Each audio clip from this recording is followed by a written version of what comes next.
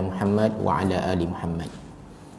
Semati Tuan Nazir, barisan IJK Masjid Rincing Hulu, pegawai, imam, tuan imam yang saya kasihi, Tuan Bilal yang telah melakukan azan tadi, alhamdulillah,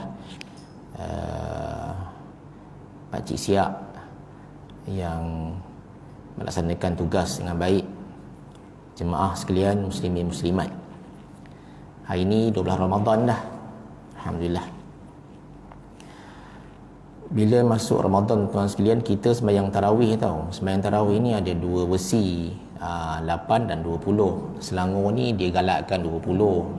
Semalam khutbah pun dah kata kan, Imam Syafi'i, mazhab Syafi'i kata lebih afdalnya 20 lah. Walaupun begitu, surau ada yang buat 20, ada yang buat 8. Itu bukan isu dia. Cuma saya nak beritahu tentang rakaat itu.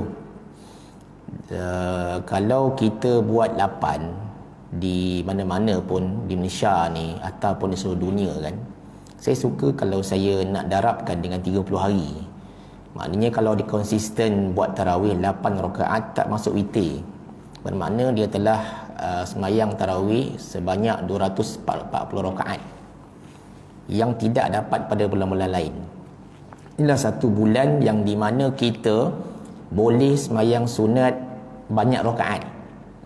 8 tu banyak bagi saya, sebab di bulan lain kita nak buat rakaat yang banyak. Contoh nak buat semayang duha 8 rakaat, kita tak mampu. Setakat 2 je kadang-kadang.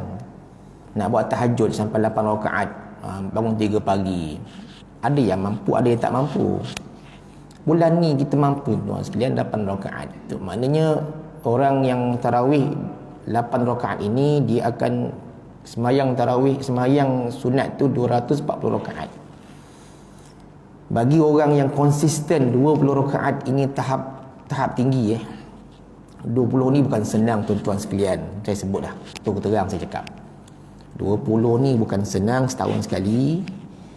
Kalau mereka yang dapat sampai habis tu, bermakna itu kejayaan bagi diri sendirilah. Tuan-tuan bayangkan 20 rakaat satu malam straight tuan-tuan sekalian, bermakna kalau dia konsisten sampai 30 hari, bermakna dia semayang tarawih, semayang sunat straight, maknanya 120, bermakna dia telah semayang sunat 600 rakaat. Banyak tuan sekalian.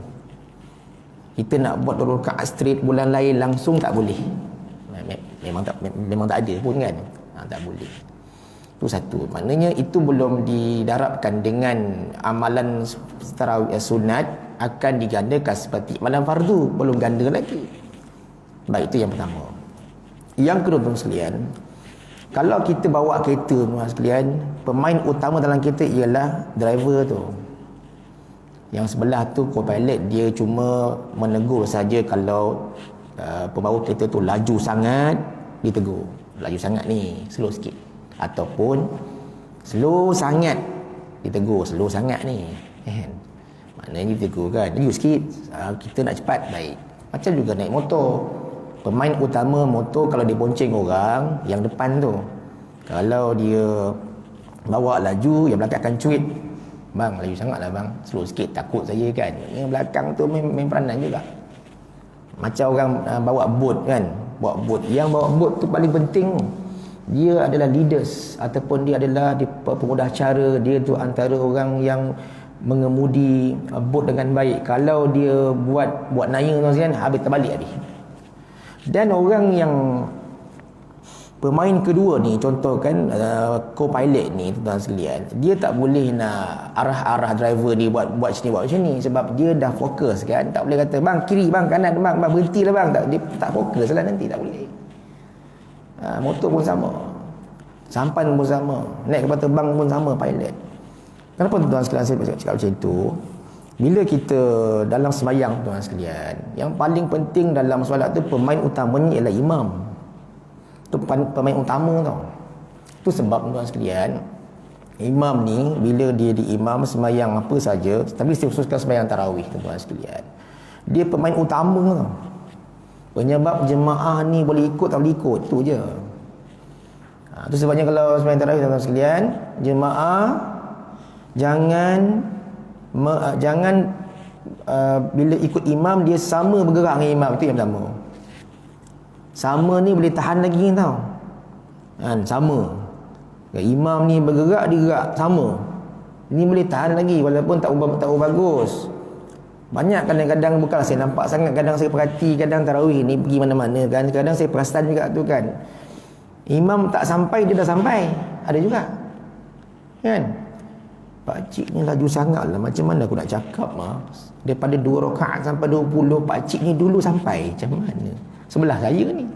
Bila kita nampak kan, kita perasan kan, imam Allah dia sampai dah, macam mana ni kan.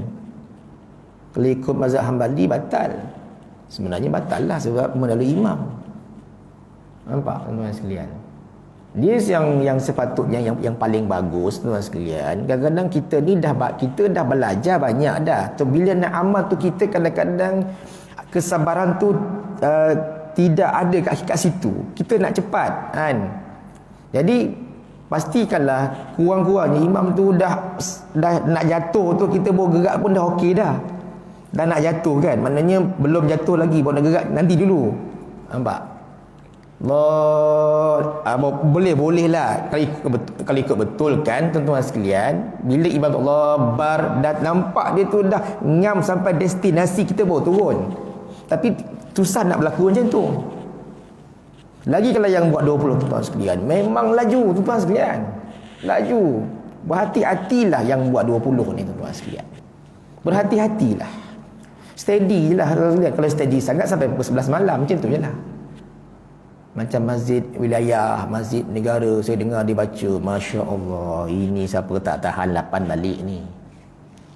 Pukul 11 lebih pun habis tu, baca surah panjang pula, lepas tu baca pula, taklah selaju sederhana tapi panjang. Ini tak, kalau kita tak ada ujian, tak ada kesabaran, memang 8 balik tu.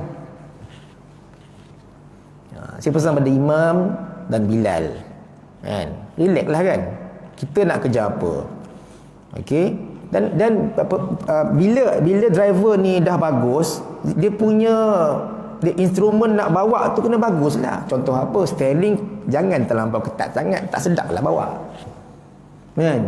Ataupun tayar pancit tak boleh bawa juga. Motor pun sama, dah bawa motor bagus, dah pakai helmet bagus, tapi handle ketat kan, susah nak bawa. Macam dengan sampan, sama je, bocor sampan, tenggelam. Jadi instrumen penting dalam surah masjid yang saya tekankan banyak tempat, iaitu PA system, iaitu mic. Ni mic paling penting tuan-tuan sekalian. Imam tak penat kalau mic tu bagus. Kalau mic tak bagus, imam penat mencungap tunggu. Tuan-tuan pergi dekat Masjidil Haram kan, dia bau kan, alamak nak azan dah ni kan, saf itu saja kan. Imam steady lah kan, makmum pun steady. Macam saya pergi Villa Kesuma, Villa Mutiara kan, dia suruh saya jadi imam. Dia datang suruh buat tazkirah saja. Tiba-tiba sampai Ustaz, imam boleh? Imam, alamak. Dalam perjanjian suruh tazkirah saja tuan-tuan sekalian. Sudah, aku ni penat dan ni. Okeylah 4 je lah. 4 tuan-tuan sekalian. Sampai yang kedua, muncullah tuan-tuan sekalian PA system yang macam Masjidil Haram. Muncullah kan. Saya Allahu Akbar, Allah, dia punya sound system tuan-tuan sekalian. Ya Allah, saya puji sungguh zikir dia. Ya Allah, macam ni ke biasa korang ni? Kenapa saya tak pernah jumpa lah macam ni? Sebab suara saya jadi hatan.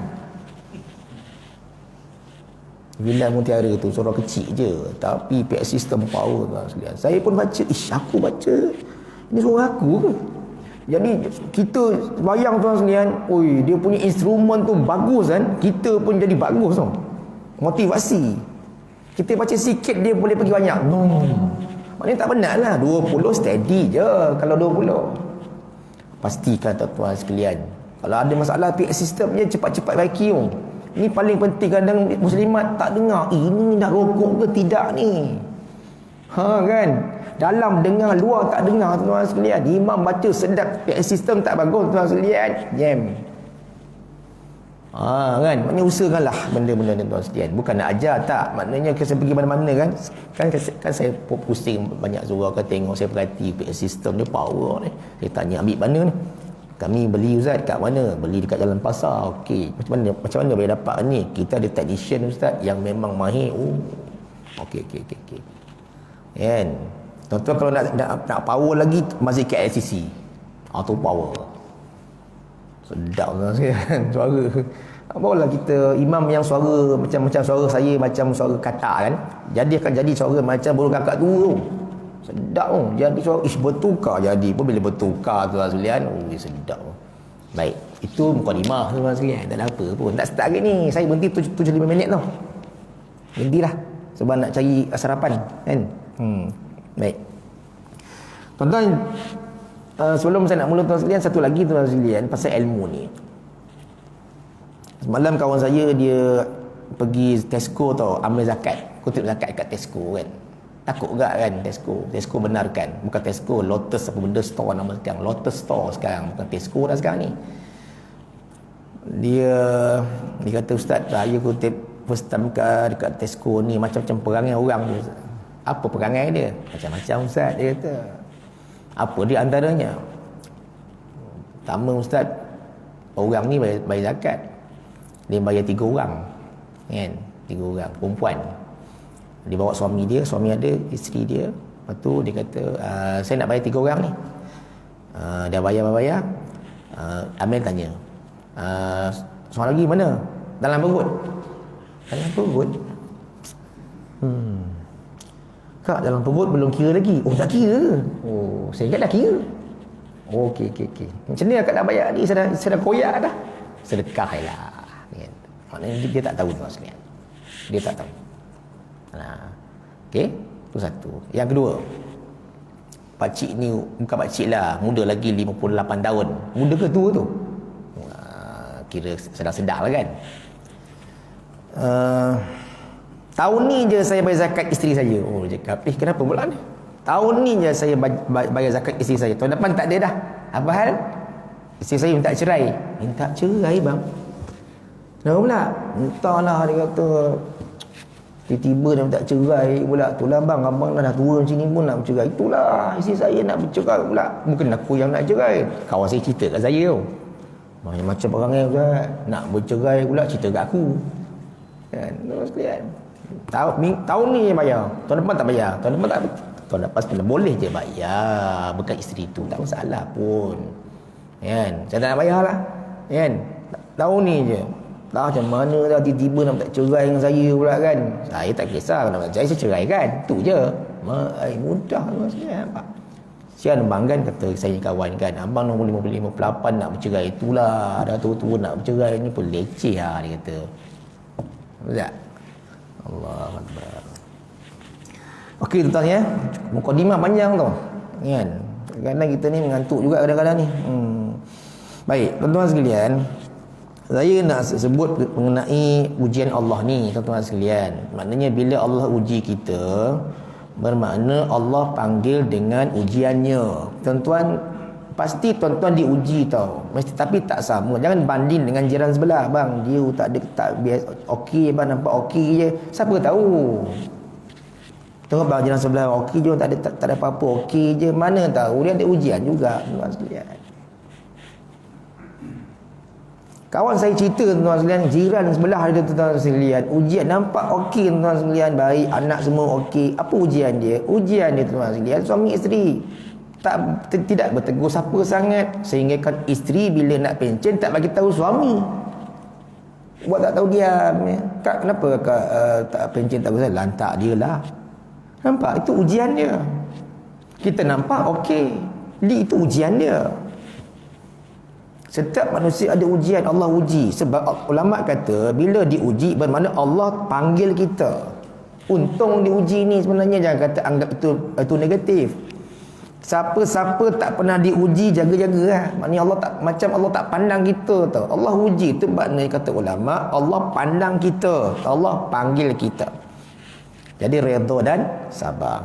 Kata ulama, bila Allah uji, tolong tengok 3 perkara ni. Allah ujikan macam-macam. Allah uji dengan kelaparan, tuan-tuan sekalian, harta kurang, tuan-tuan sekalian, kesakitan ni banyak, kesakitan di dalaman, contoh demam, sesama, kesakitan dengan makhluk lain, dengan aksiden, patah kaki, kan? Macam jiran saya, tuan-tuan sekalian, aksiden dekat Sungai Ramal. Hospital tak dapat nak trace dia punya waris. Maknanya beberapa hari dia duduk hospital, keluarga tak tahu yang dia tu aksiden, teruk lori langgar, dia naik motor. So Ramal ni memang tempat memang kena aksiden saja, ataupun depan Tesco Kajang pun tempat aksiden. Tak tahulah kenapa tempat tu aksiden, tuan-tuan sekalian, kan? Jadi patah banyak ni. 7 ke 8 patah, ni patah, ni patah, ni patah, ni patah, ni patah, patah saja. Itu ujian, kan? Allah pilih dia. Ujian. Kan? Jadi kata ulama, bila Allah uji kita, tuan-tuan, uji kan? Uji isteri melawan kita tu ujian. Anak melawan kita itu ujian tau. Itu ujian. Maknanya kita anggap tu ujian lah. Anak tak jadi sangat tu ujian. Kan? Anak anak tak kahwin-kahwin tu ujian, kan? Kita tak kahwin-kahwin itu ujian Allah, sabar, kan? Bukan budak nak sabar, kan? Itu ujian. Itu semua ujian lah. Jangan kita pandang negatif pada Allah. Baik, yang pertama, tengok kita punya solat. Solat pula kena tengok. Pertama, kata ulama, solat tu ada tiga side pula. Solat di awal waktu ke tidak, ataupun solat di tengah-tengah waktu, atau solat di hujung waktu. Tengok balik, kan? Solat. Yang kedua, tuan-tuan sekalian, kita solat ni macam mana? Solat seorang-seorang ke solat berjemaah? Tengok juga tu, tengok, kan? Macam kita Ramadan, tuan-tuan sekalian, kita nak ubah minda kita. Bila maghrib, kita dah setting dah. Kita dah setting supaya kita nak kekal istiqamah, konsisten. Bila habis kita buka, kita start motor pergi masjid, kan? Patut begitu tau. Masa tak Ramadan, kita boleh buat macam tu. Boleh. Masa Ramadan, kita tak buat begitu. Lepas buka, kita semayang kat rumah. Kalau semayang dengan bini, tak apalah. Kita berat nak pergi start motor. Start kereta payah, start motor pergi masjid. Buat apa? Untuk solat maghrib. Seperti mana kita buat ulang lain. Tapi tak boleh buat. Kita pun heran. Kenapa tak boleh? Kenapa tak boleh? Ini susah tu.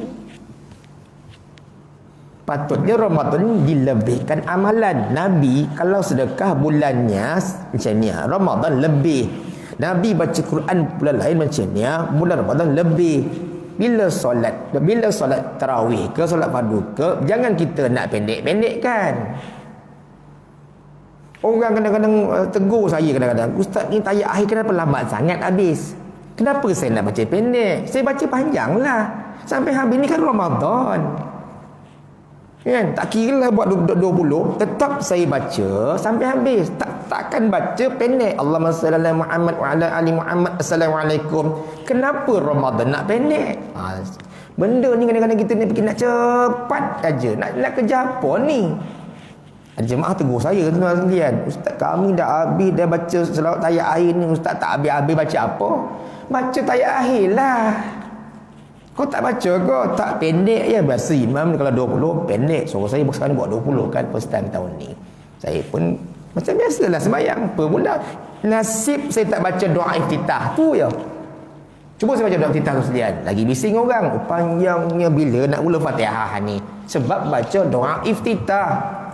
Cuba kita tak baca je. Kalau baca, panjang 20 sampai 12 tengah malam. Tuan-tuan dan puan-puan sekalian, ini Ramadan yang terakhir. Baru-baru ni saya dengar seorang ulama sebut, tahun ni pulun habis-habis Ramadan, dia kata. Sebab tahun lepas Allah tak bagi datang masjid, tak bagi datang surau. Bayang tuan-tuan sekalian, buat kat rumah semua. Pulun habis-habis, dia kata. Mana tahu tahun ni tutuplah balik. Kita dah tutup sekejap, ni buka balik. Akan datang pulun Ramadan ni, pulun. Akan datang tahun depan, belum tentu, dia kata. Pulun. Ya kan? Kita pun heran tuan-tuan sekalian. Masuk Ramadannya ada alasan. Semua nak pendek-pendek. Tak apalah surah pendek, tak apalah Al-Ha, tak apalah. Tapi bacaan tu semua nak pendek kan. Rabbi fili warhamni. Tu ya. Laju ni imam baca apa laju sangat ni. Kita Rabbi fili warhamni wajib Allahu Akbar. Copek imam ni. Tak sampai tuan sekalian. Ya Allah, apa baca ni. Kan. Jaga-jaga imam sini. Saya tak kisahlah kan. Tak kira lah saya bukan imam sini pun saya cakap ya lepas tu saya balik. Kan. Kalau saya jadi imam kat surau tu macam itulah. Orang nak marah-marah lah. Apa pula kan. Fatihah jangan slow sangat saya pesan. Jangan slow sangat. Slow sangat jemaah memang masalah. Dia pergi Tesco. Sungguh. Dia pergi ke Malakat Mall. Dia pergi balik ke Lepilah. Bila lah imam nak sampai wala dhalin ni lambil lah Allah. Mulalah. Ini telah dicakap oleh kawan-kawan saya yang jemaah tu. Ustaz, lambik je Ustaz. Jangan lambik sangat. Pertengahan lah. Maknanya makmum ni dia nak yang terbaik tuan-tuan sekalian. Tu sebabnya kadang-kadang kita imam ni tugas berat tau. Tak boleh condemn juga dia tu. Berat imam ni. Saya rasa sampai jadi imam ni berat. Bila pun berat juga. Imam lagi berat tu. Yang ketiga tuan-tuan sekalian, tengok solat kita khusyuk ke tak khusyuk. Tengok juga tu. Tuan-tuan sepanjang tuan-tuan hidup, saya tanya tuan-tuan tak jawab, cuma tanya je. Saya tanya saya juga. Sepanjang tuan-tuan hidup sembahyang fardu, sembahyang sunat tuan-tuan sekalian, pernah tak tuan-tuan sepanjang sembahyang tu 100% kalau 2 rakaat subuh tu tak pernah ingat lain? Ada ke tidak? Gitu soalan ni. Ataupun kata seorang ulama ni yang saya baca kan, sekurang-kurangnya walaupun itu bukan caranya, dia kata itu bukan caranya, tapi sekurang-kurangnya dalam kita solat itu kalau 2 rakaat, 1 rakaat khusyuk betul, 1 rakaat lagi itu kadang-kadang kita longgar sikit. Bukan longgar, kadang kita ni tengok macam-macam, itu pun dah kira baik dah, dia kata. Jangan daripada Allahu Akbar langsung tak khusyuk sampai rakaat kedua. Itu tak baik sangat kata dia. Kalau boleh rakaat ataupun rakaat pertama kita tak khusyuk, rakaat kedua kita tadi aku tak khusyuk lah. Rakaat kedua kita mulakan khusyuk pada Allah Taala, ingat Allah Taala. Kan? Kalau 4 rakaat, 2 khusyuk, 2 tak. Itu pun dah kira bagus, tapi bukan caranya juga. Sepatutnya 4 memang kita ingat Allah. Mudah ke? Susah. Yang mudah imamnya. So, imam ni baca, jemaah tak baca, dengar mula melayang. Imam tak masalah, dia baca relax, dia ingat dia je. Dia ingat nak baca apa ni, baca surah ni, lepas ni nak baca apa ni. Jadi dia ingat apa ni, maka dia taklah melayang sangat nak baca. Jemaah melayang, imam lepas ni surah ni kalau panjang juga aku 8 baliklah. Mula bercakap tu. Habis jaga solat kita tuan sekalian. Baik, yang kedua, tengok hubungan kita dengan Al-Quran, baca ke tidak. Quran kita kat rumah banyak, rumah saya pun banyak tuan sekalian. Risaulah Quran tak baca ni tuan sekalian. Lebih baik kita baca tuan sekalian, kita fahamkan. Tuan-tuan, rupa-rupa tuan sekalian, bila faham dia lain macam sikit tu. Kan? Hari kedua saya jadi imam tarawih. Lepas tu saya buat witir. Kan? Nak cerita sikit tuan sekalian kan. Bila habis witir tuan sekalian, saya baca doa. Saya baca doa dalam bahasa Melayu tau. Sekarang ni doa dah semua dalam bahasa Melayu. Nak bagi faham. Kalau solat hajat tu doa bahasa Melayu. Ustaz boleh tak solat hajat makcik saya nak operate ni Ustaz, siapa nama Sazana binti Ismail. Okey, nama.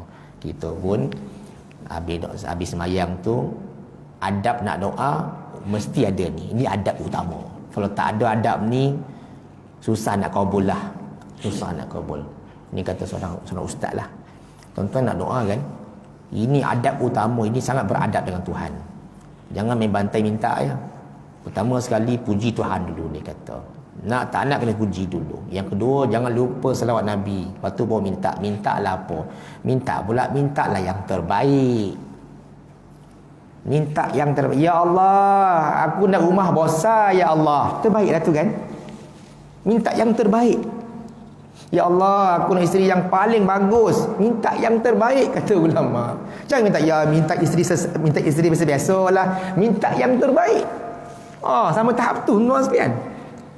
Ya Allah, aku nak anakku ya Allah dijodohkan dengan isteri yang baik ya Allah, yang menyantuni keluargaku ya Allah. Terbaik doa tu. Minta pada Allah yang terbaik sebab Allah ni Maha baik. Maka saya pun doa lah lepas witir tu bahasa Melayu. Kan? Tuan-tuan rupa-rupa ni jemaah ni perasan. Lepas habis 20 tu saya doa biasalah. Allahumma inna ridha wal jannah, tu biasa. Lepas witir tu nak baca doa apa ni malam ni? Bacalah doa, baca doa bahasa Melayu. Bahasa Melayu. Kan? Rupa-rupa tuan sekalian, jemaah ni ada beberapa jemaah jumpa ustaz. Besok je tu dekat motor jumpa saya, ustaz. Saya malam tadi ni dalam sejarah saya lah, dalam sejarah dia, nampak? Dalam sejarah dia, nampak? Hebat. Kenapa pakcik? Dia kata, malam tadi kan saya dengar ustaz baca doa Melayu ni, saya tak pernah dengar pula witir doa Melayu bahasa Arab je. Memang pakcik tak sampai Melayu dah, saya kata semua Arab. Kan? Amin amin tu doa ni kan. Besok je. Sepanjang hidup kita pun tak faham doa yang imam baca tu apa. Tu sebab bila kita baca Rabbana zalamna anfusana, terjemahkan tu doa Nabi Adam. Di doa dia terjemahkan Rabbana la tuzigh qulubana, terjemahkan ni doa dia. Ni ke Rabbana hablana min azwajina, ni doa simple. Ni doa dia. Rabbana atina, ni doa dia. Lepas kita baca doa tu, yang kita baca doa Melayu pula. Maka saya malam tadi saya menangis lah ustaz. Nangis habis tak?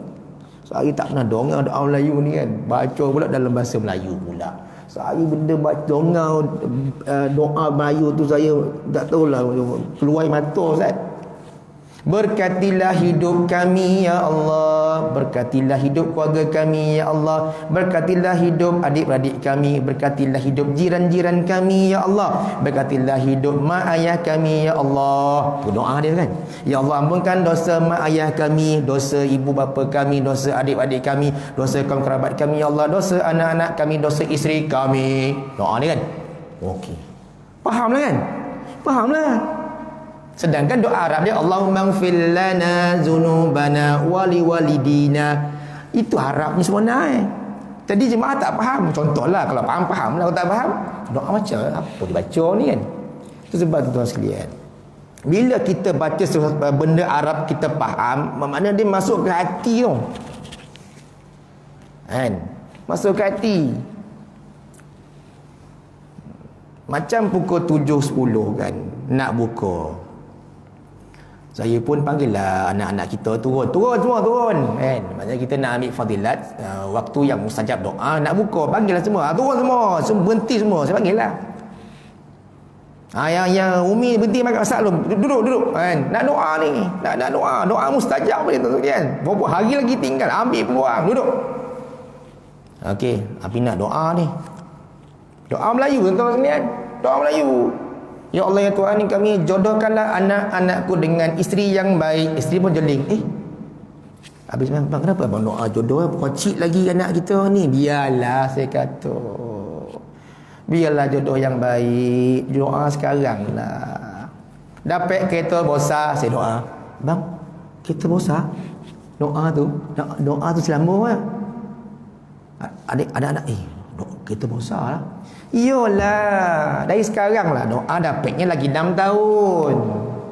Bukan itu doa itu dapat tuan sekalian. Allah Ta'ala ni nilai kita. Bukan minta air ni dapat sekali ya Allah, minta sate ya Allah ping, tak ada dah. Ya Allah hari ni nak sate ya Allah, buka tak pernah sate, tiba-tiba orang hantar ke rumah food panda tin siapa hantar ni? Orang hantar. Maknanya Allah kabulkan doa kita 8 jam.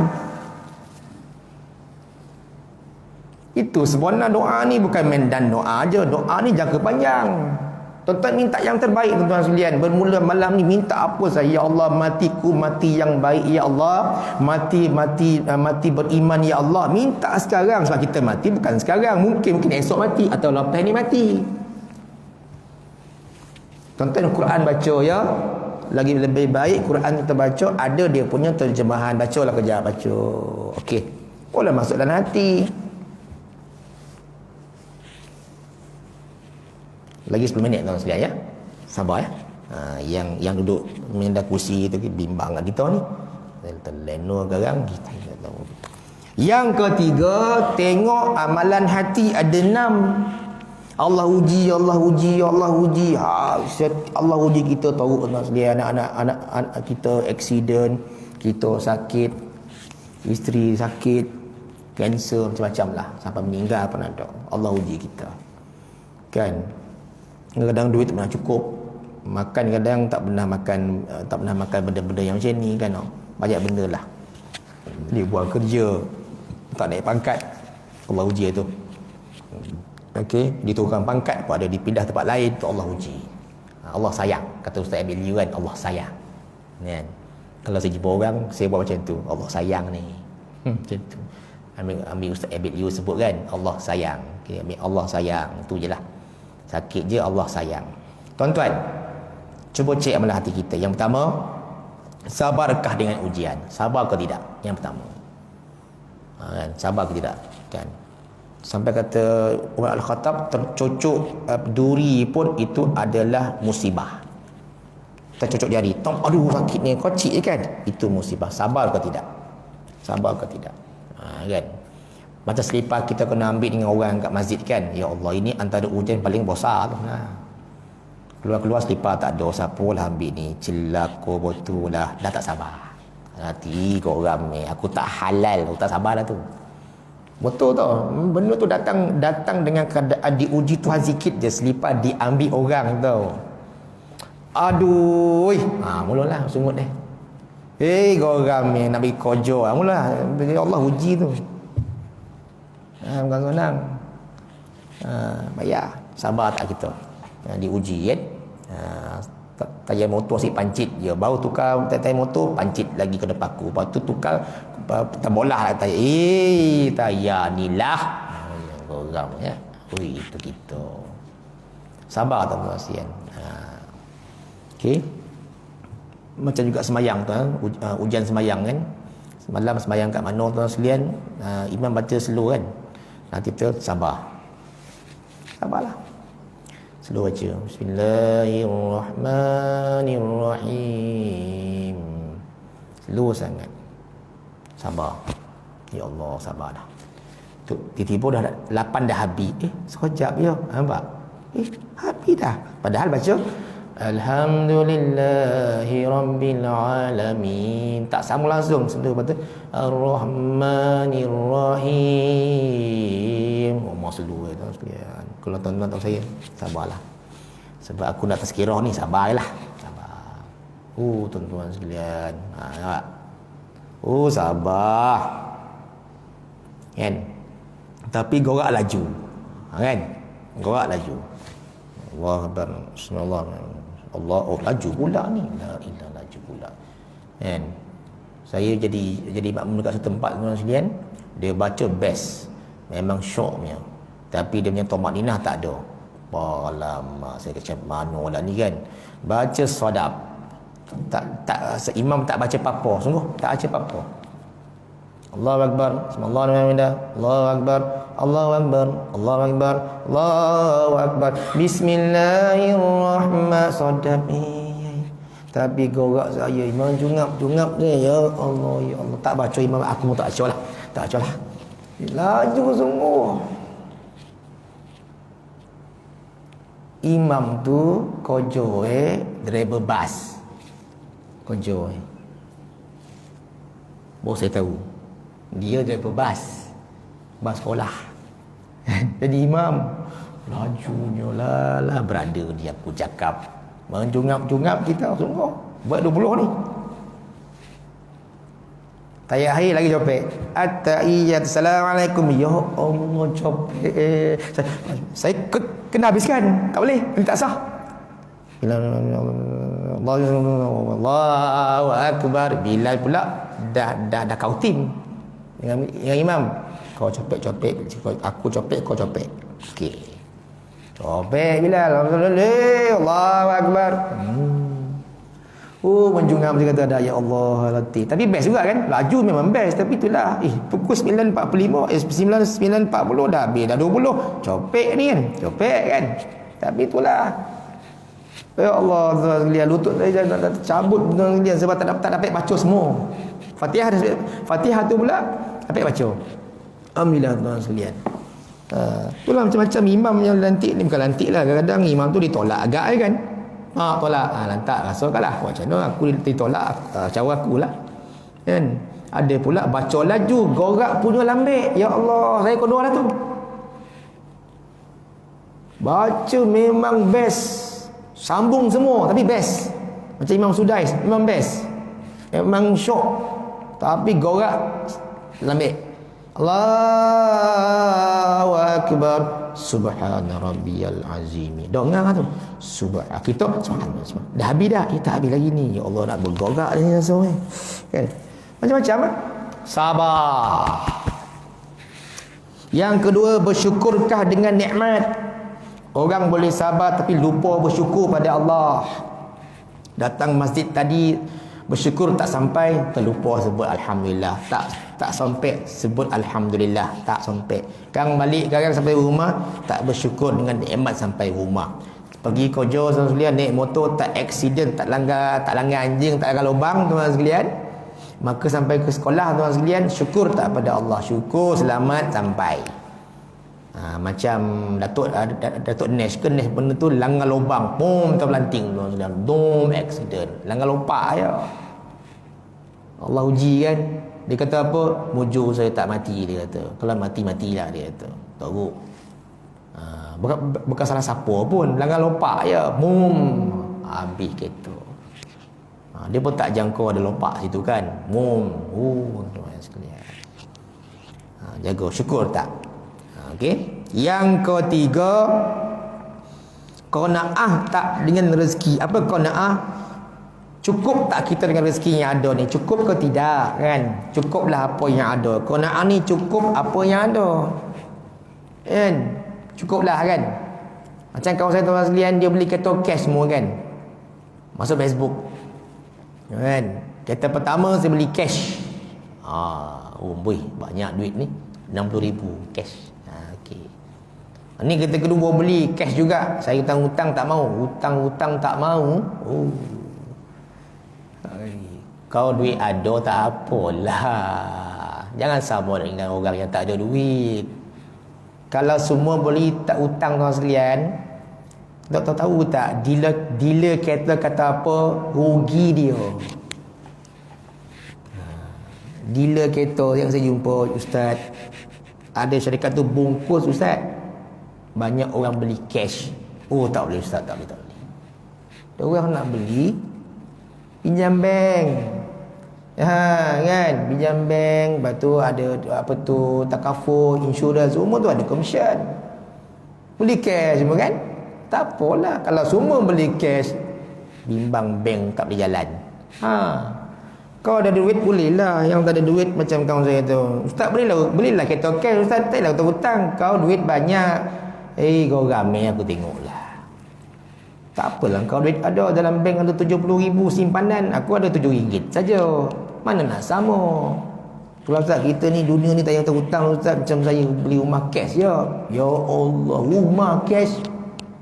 Tak apalah ada duit. Cukuplah apa yang ada tuan sekalian, rezeki tuan sekalian. Dapat makan martabak, buka puasa, syukurlah. Saya tanya martabak tapi tu kan, tak kojit buruk saya tuan sekalian. Boleh pukul 3. Korang buat martabak ni sehari berapa? Saya ingatkan 100. 1,000 bang, 1,000 sehari. Ya Allah itu. Banyak rezeki bang, rezeki. Yang tu yang martabak apa tu, yang kat tepi tu kan. Yang orang beratur kan. Pukul 3 tak beratur tu, yang sembang orang tu. 1,000 sehari. Ya Allah, 1,000 darab RM3. RM3, 3,000. Sehari tolak modal 1,000 dapat 2,000, darab 30 hari 60,000. Saya kata jual martabak ya. 60,000 ni tuan-tuan sekalian, surau di Senang Impian saya pergi, dia taja buka puasa sehari 2,000. Hantar rumah ke rumah catering tu. Berapa sehari taja buka puasa taman ni? 200 orang ustaz, 2,000 sehari. 2,000 sehari. 30 hari 60,000 ustaz. Banyak duit surau. Ustaz kena ingat ustaz, sepanjang pengalaman kami ustaz, bila keluar banyak Allah bagi lebih banyak. Okey, full stop. Saya pun diam lah. 60,000 buka puasa. Catering ambil satu kepala RM10, 200 orang 2,000. Oh, itu tu catering tu syok lah kau sekalian kan. Tapi dia siap-siap hantar lah rumah-rumah, hantar. Kalau ada dia tak suruh ambil, dia hantar rumah ke rumah yang masuk Google Form. Siapa yang daftar ini dapat, yang daftar besok yang sudah tak dapat. Sampai pusing. Baguslah surau tu. Tapi itulah 2,000 lah sehari tu sekalian. Dia tak tahu lah. Banyak. Yang keempat, sudah bertaubat ke tidak? Taubat ni ada dua. Taubat nasuha, taubat biasa. Taubat biasa ni istighfar. Dah ke belum?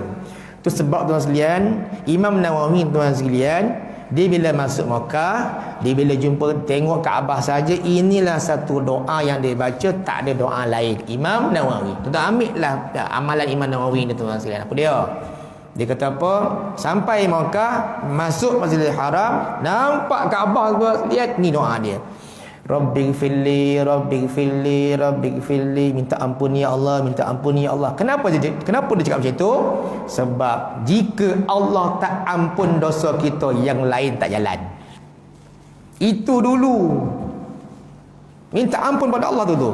Itu sebab bulan Ramadan tuan-tuan sekalian, nak tak nak itulah doa utama kita. Ya Allah, ampunkan dosaku ya Allah. Tuan-tuan ampun dosa ya Allah, dosa banyak ni. Itu doa kita hari-hari. Nak sahur doa tu. Ampunkan dosa Allah maghfirli, Allah maghfirli, ataupun Rabbighfirli, Allah maghfirli, Allah maghfirli, ataupun dalam saya ya Allah ampunkan dosaku ya Allah, ampunkan dosaku ya Allah. Jangan lupa pula isi kita. Okey? Yang kelima, adakah kita buat sesuatu itu ikhlas ke tidak? Ikhlas tu datang dari hati, bukan sebab lain. Datang masjid kerana Allah, tak ada sebab lain. Ada kuliah subuh kau, tak ada kuliah subuh kau, aku datang. Imam sodak ke, imam tak sodak, aku datang. Aku datang juga. Bila sodak ke, bila tak sodak, aku datang. AJK aku suka, tak suka, aku datang. Macam tu patut bukan kerana datang tu AJK aku tak suka, aku tak datang. AJK dah belah pun datang. Itu tak menepati ciri-ciri ikhlas. Dia ikut orang. Malah datang masjid ni, aku tak suka dengan bang. Lah, datang je lah, awak tak tahu je lah. Dia sana musuh ni. Tak datang sembahyang balik lah. Kan? Lepas tu nak raya esok, hantar mesej, aku minta maaf zahir batin ya, apa kesalahan aku adalah sikit. Nak jumpa muka ke muka malu kan, hantar mesej. Kan? Aku minta maaf kat engkau lah kan sepanjang tahun ni. Okeylah, aku maafkan. Selesai masalah. Betul tak? Kita jangan sampai macam tu tuan-tuan sekalian. Jangan sampai macam tu. Dah nak mati ni masih lagi ada sikap macam itu.